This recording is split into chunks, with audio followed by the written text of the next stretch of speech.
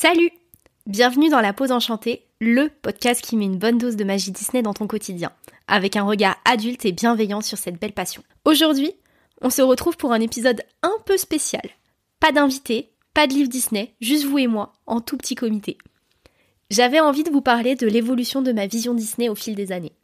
Même si Disney a toujours fait partie de moi, je me considère comme réellement fan depuis 2011, l'année où j'ai commencé à m'inscrire sur le site Disney Central Plaza, à collectionner et à m'intéresser à l'envers de ce décor.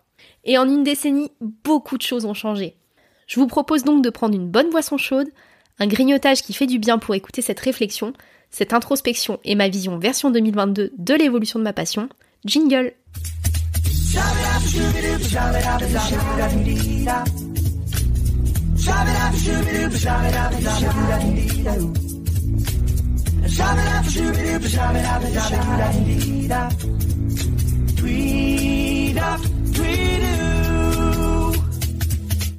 Si vous avez suivi mes aventures sur YouTube, le blog ou mes réseaux sociaux sous le nom de PixieTubeuse, vous avez certainement déjà entendu mon histoire derrière ma passion Disney. D'ailleurs, mon premier épisode de podcast, que je vous mets en commentaire, vous permettra d'en savoir un peu plus à ce sujet si ça vous intéresse. Pour vous la faire très courte, j'ai baigné dans cet univers depuis toute petite. J'ai eu l'occasion d'aller à Disneyland Paris à de nombreuses reprises dans mon enfance et j'ai toujours été une immense fan des films d'animation sortis dans les années 90. J'ai aussi eu pour rêve d'aller à Walt Disney World dès mes 3 ans, bref, je connaissais plutôt bien le milieu. Cet amour pour Disney ne m'a jamais vraiment quittée, mais si je suis honnête avec vous, j'étais moins un jour sur les films durant mon adolescence. Disney n'arrivait plus vraiment à me captiver, c'était l'époque de Chicken Little et de La Ferme se rebelle, je n'avais même pas vu certains Pixar, c'est pour vous dire.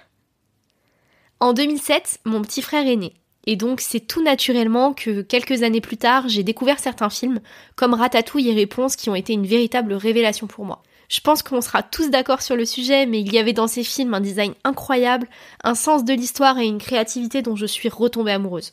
Mon petit frère était à fond sur Cars, et c'était pas trop mon délire, mais ça m'a permis de replonger un peu dans tout cet univers. Pendant ce temps, moi de mon côté, j'écoutais toujours autant les musiques de films qui avaient bercé mon enfance, et j'avais aussi envie d'être présente lorsque mon petit frère découvrirait à son tour ces chefs-d'œuvre que j'aime tant. En 2011, j'ai décidé de collectionner les Fées Clochettes Tradition que j'achetais au Disney Village. Je sais pas si vous connaissez cette collection de Jim Shore, mais j'y étais complètement accro. J'aimais beaucoup ces figurines, je les achetais avec les sous de mon premier job étudiant et j'allais au Disney Village pour les acheter à l'époque. Si ma mémoire est bonne, j'avais même un passeport annuel. J'étais fan, mais un peu dans mon coin et je pense que c'est le cas de beaucoup de personnes. Et c'est un peu extrême, dit comme ça, mais ma vie a vraiment pris un autre tournant quand j'ai découvert que j'étais pas la seule.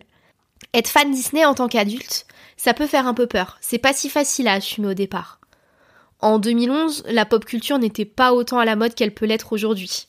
Et donc, j'ai halluciné en faisant mes petites recherches sur mes figurines, car il y avait non seulement un sujet de forum où les gens échangeaient sur la Fée Clochette, mais surtout des milliers d'inscrits qui échangeaient sur des sujets divers et variés. Parc Disney, films, voyages, livres, merchandising. Je me suis perdue dans les différentes rubriques de Disney Central Plaza et je ne compte même pas les heures que j'ai dû passer à lire les différents sujets.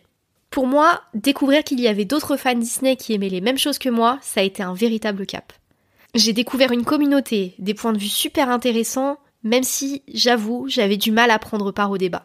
Je voyais pas trop ce que je pouvais apporter, j'étais un peu timide. Mais je lisais assidûment les trip reports à Walt Disney World. Et d'ailleurs, c'est aussi Disney Central Plaza qui m'a fait découvrir le Disney Boonding. À cette époque, début 2010, les films Disney étaient absolument incroyables. Ce qui m'a poussé à tous les voir, mais aussi à acheter du merchandising. Beaucoup de merchandising. J'avais besoin d'avoir tous les articles et j'avais une approche un peu complétiste de ma collection, c'est le cas de le dire. En l'espace de 2 ans, j'ai acheté une vitrine pour toutes mes figurines et j'ai multiplié les étagères de livres et d'habits Disney. Quand on aime, on ne compte pas. Je participais aussi beaucoup aux commandes groupées pour avoir des produits issus des parcs américains. L'avantage, c'est que ça m'a permis de rencontrer quelques personnes et de me faire des amis dans le milieu Disney. Mes premiers copains fans. Le désavantage, c'est que ça m'a coûté très cher, mais ça, on va pas en parler. Quand j'y repense, j'avais ce besoin de tout avoir, de m'entourer le plus possible de toutes ces choses liées à Disney, et je pense que c'était le cas de beaucoup d'autres fans. C'est à ce moment-là que j'ai commencé à parler un peu plus sur le forum, à m'exprimer sur ce que j'aimais ou pas, mais toujours dans la partie merchandising. La partie film et la partie parc étaient beaucoup plus tenues par des experts du sujet et je pense que c'était un peu intimidant pour moi d'essayer de m'imposer dans cet univers-là. À la fin de l'année 2012, je compte beaucoup de poupées édition limitée à mon actif, toujours en parallèle de mes cours. À ce moment-là, pour m'entraîner à écrire, je propose mon aide au site Disney Gazette pour faire des critiques de films. Je faisais des études en lettres modernes, parcours métier de l'écrit pour pouvoir être journaliste, et je me disais que c'était une bonne façon d'entraîner ma plume. J'ai de la chance à ce moment-là parce que je suis l'une des seules personnes de l'équipe à être en Île-de-France. Et je me rends donc à pas mal d'avant-premières et aux opportunités qui se présentent. De là, je découvre l'existence des dossiers de presse qui permettent d'en savoir plus sur les coulisses des films et leur réalisation. Un nouveau monde s'ouvre à moi. Et là, les livres Disney se multiplient. Je découvre que ce que j'aime plus que tout, c'est la connaissance que ces livres apportent, et je me prends d'amour pour tous les sujets qui y sont liés. D'ailleurs, à ce jour, beaucoup de choses ont changé dans mes collections, mais je me suis séparée d'assez peu de livres. Je fais un bond dans le temps pour avancer à 2016, l'année où j'ai commencé à me lancer sur YouTube. À cette époque-là, Disney faisait plus que jamais partie de ma vie. Je revenais de Walt Disney World que j'avais fait pour la première fois en solo en février. Si vous me suivez sur la chaîne, vous savez forcément de quoi je parle. Je portais des Disney Bound tous les jours, Zootopie venait de sortir et j'étais carrément fan. Cela faisait déjà 2 ans que j'étais en poste dans un média où je pouvais écrire sur l'univers Disney et j'avais donc eu la chance de faire des interviews sur le sujet et de rédiger des articles. Entre-temps, j'ai quitté Disney Gazette car je n'arrivais pas à tout gérer et ça faisait un peu doublon. Bref, je vivais ma meilleure vie de fan. Mais par contre, je n'avais pas grand monde avec qui partager ma passion, mes goûts. Comme je m'étais séparée de mes poupées édition limitée, j'étais beaucoup moins active sur les forums, et comme je vous le disais précédemment, j'étais pas très à l'aise de parler sur les autres sujets. Je m'en suis rendu compte à Walt Disney World quand j'avais envie de partager toutes les étapes de mon voyage, et qu'à part sur Facebook, où quelques personnes suivaient mon périple, personne ne pouvait vraiment comprendre à quel point ce que j'avais vécu était exceptionnel. C'est donc là que j'ai lancé PixieTubeuse, un peu timidement, je vous avoue. Et surtout, à ce moment-là, je ne connaissais pas encore l'univers du YouTube Disney. Ça, c'est quelque chose d'assez drôle. Autant je suivais de près le forum, mais pour le reste, je ne connaissais pas du tout le monde de l'influence Disney qui en était encore à ses tout débuts, surtout en France. Je suivais 1 ou 2 américaines, et c'est en créant ma chaîne sous le nom de DisneyTubeuse que j'ai vu qu'il existait d'autres chaînes en français. À l'époque, il y avait moins de 10 chaînes sur le sujet, et le youtubeur le plus suivi avait moins de 10 000 abonnés. C'est vous dire à quel point on a parcouru du chemin depuis. Très vite, avec mes premières vidéos, j'ai pu communiquer avec d'autres créateurs de contenu, échanger avec des personnes qui ont commencé à me suivre et produire toujours plus de vidéos. J'ai l'impression que cette époque, c'était vraiment celle d'une nouvelle ère pour les fans, notamment au niveau de Disneyland Paris et du 25e anniversaire, une période absolument incroyable. Côté film, Disney et Pixar par contre, je commençais à être un peu moins convaincue. Si on met de côté Encanto, mon dernier vrai coup de cœur Disney ou Pixar était Coco, et il est sorti à l'hiver 2017. Si au niveau des parcs, la magie était bel et bien présente, côté film, la déception commence à se faire sentir un peu plus. Des remakes live qui s'enchaînent, avec certains moins bons que d'autres, et des films d'animation qui sont de moins en moins convaincants, dont quelques suites. Je n'en avais pas vraiment pris conscience avant de préparer ce podcast, mais c'est un retour d'une personne de ma communauté qui m'a fait réaliser que de ce côté, ça s'était un peu essoufflé.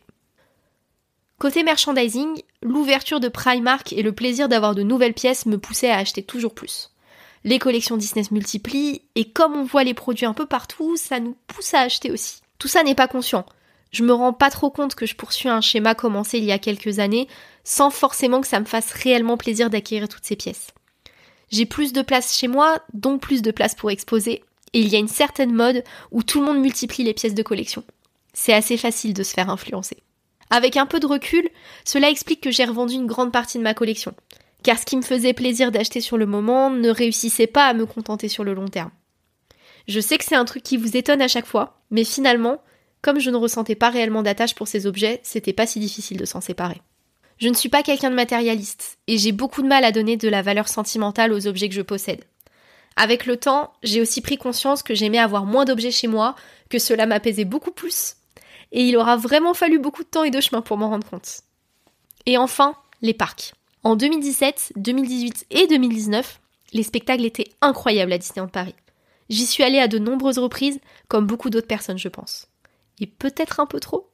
Avec le Covid et la nouvelle politique tarifaire des parcs, difficile de s'y retrouver. L'année 2020 nous a permis, je pense, de nous rendre compte de quelles étaient nos priorités de vie. À titre personnel, mon nouveau couple et mon évolution m'ont poussé à prendre de la distance avec l'univers Disney. Une certaine lassitude des parcs s'est installée, une remise en question de ma consommation aussi, et surtout, j'ai envie de choses plus simples et plus ancrées dans le quotidien. Peut-être aussi une overdose, parce que Disney prenait trop de place dans ma vie. Peut-être qu'au fond, c'est un rééquilibrage. En tout cas, j'ai la sensation qu'il y a maintenant 2 types de fans. Ceux de l'ancienne époque, dont je fais partie, qui ont pris du recul et consomment peut-être moins Disney qu'avant, qui achètent moins, regardent moins de contenu et qui sont peut-être un peu nostalgiques de l'ancienne époque. De l'autre, des fans arrivés plus tard dans cette bulle Disney, avec une vision sûrement un peu différente et une nouvelle façon de partager du contenu. Il y a eu de nouvelles plateformes comme Disney+, c'est peut-être des personnes qui arrivent peut-être plus facilement à accepter les changements du parc et à apprécier la nouvelle direction que prennent les films d'animation, je ne sais pas. De mon côté, j'ai la sensation de revenir petit à petit à l'essentiel. Disney est et restera toujours dans mon cœur, mais peut-être plus à la même place. Cet univers n'est plus ma seule passion, mais l'un de mes centres d'intérêt. Je chéris toujours certaines pièces et je continue aussi d'en acheter, soyons honnêtes, surtout pour mes décorations d'Halloween et de Noël. Mais je n'ai plus ce besoin de tout avoir, de tout collectionner, d'être présente tout le temps. Dans mon dressing, il n'y a plus que très peu de Disney finalement, juste quelques petites touches dans mon look du quotidien. J'aime bien avoir un rappel par-ci par-là, mais j'ai plus envie que ce soit aussi évident qu'avant. Il y a quelques semaines, je me suis enfin décidée à faire un grand tri dans ma collection et je me suis rendu compte que je ne regardais même plus la majorité des pièces qui la composaient. J'ai donc compris qu'il était temps de me séparer de certaines pièces qui seraient plus appréciées par d'autres personnes de ma communauté. En fonction de la temporalité où vous écoutez ce podcast, sachez qu'il me reste encore plein de pièces sur mon Vinted Pixitubeuse, donc n'hésitez pas à y faire un tour. Côté livres, je ne me suis pas séparée de grand chose, mais ma liste de livres à acheter s'est considérablement réduite. Côté création de contenu, les choses ont aussi évolué. Je me rends compte que j'ai de moins en moins envie de montrer ma tête, par exemple, et de me mettre en avant pour plutôt me concentrer sur d'autres personnes et leur parcours. Je pense que c'est un sujet que vous avez très certainement peut-être ressenti dans de précédentes vidéos remises en question, mais je suis moins à l'aise avec mon image, surtout avec ce qui s'est passé par le passé, et à l'heure actuelle, c'est plus une envie que j'ai. J'ai un peu fait le tour de ma personne, et je sais que de me voir tout le temps en vidéo, ça a beaucoup altéré ma confiance en moi. C'est pour ça qu'à l'heure actuelle, le podcast est le média qui me correspond le plus. Je peux faire des interviews, ce que j'aime le plus, et vous partager des expériences que je trouve intéressantes. Sur la pause enchantée, on échange sur de nombreux sujets et je retrouve toute cette variété qui me plaisait tant au début de ma passion. Que ce soit des livres, des parcs, des films ou encore des interviews inspirantes, il y a du choix. Et c'est aussi ça que j'ai envie de transmettre finalement. Moi, j'ai toujours été passionnée par les multiples aspects de l'univers Disney et je me suis toujours donné comme mission à travers ma chaîne de montrer que Disney c'était pas que pour les enfants, qu'il y avait une véritable complexité derrière ces sujets, une véritable passion à développer et à découvrir. Et c'est aussi ce que j'ai envie de transmettre avec le podcast. Je pense qu'à l'heure actuelle sur YouTube, soit ce sont des contenus extrêmement travaillés en voix off qui ne me font pas spécialement envie, soit c'est des contenus qui sont pour moi très tournés télé-réalité, buzz, sujets dans lesquels je me retrouve pas non plus. En presque 11 ans de passion Disney, j'ai beaucoup grandi et changé. Et c'est normal, je vais vers mes 30 ans, même si ça me fait mal de le dire. Alors forcément, ma passion s'est elle aussi modifiée.